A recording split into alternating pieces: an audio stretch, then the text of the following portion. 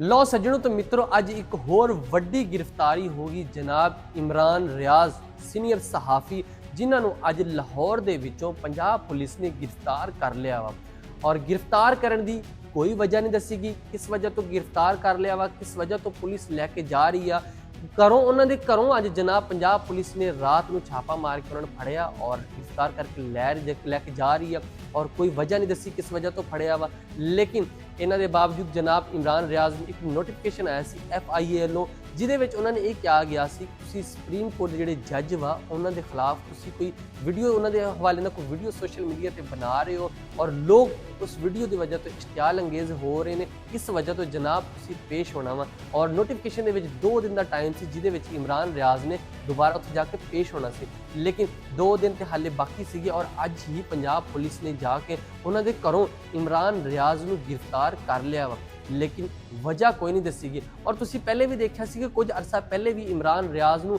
गिरफ्तार तो नहीं सी किडनैप करने वाला तरीका सीगा क्योंकि 4 महीने तक इमरान रियाज मंजर ते आम ते आ ही नहीं सी रहा सुप्रीम कोर्ट कह रही पेश करो होर मुख्तलिफ अदालत सारे जजिस कह रहे थे कि इमरान रियाज जिथे भी है लैके आओ पंजाब के IG कह रहे सानू नहीं पता इस्लामाबाद के IGs कह रहे सानू नहीं पता मतलब पूरी पुलिस जी सी ना वो कह रही थी सानू नहीं पता कितने इमरान रियाज किससे नू भी नहीं सी पता और फिर अल्लाह अल्लाह करके 4 महीने बाद इमरान रियाज दोबारा मंजर ते आम ते आए और तुसी वेख्या सी उन्हां दी की हालत हो सकता है इस वजह तो भी कि क्योंकि इमरान खान के हक दे विच वो ज़्यादा वीडियोज़ बनाते सी इस वजह तो कोई उन्होंने मसला मसाइल सी जो भी सी बहरहाल लेकिन सीनियर सहाफ़ी सीगे और उन्होंने अपनी हक राय देंदे हुंदे सीगे आवाम तक पहुँचाते हुंदे सी लेकिन अज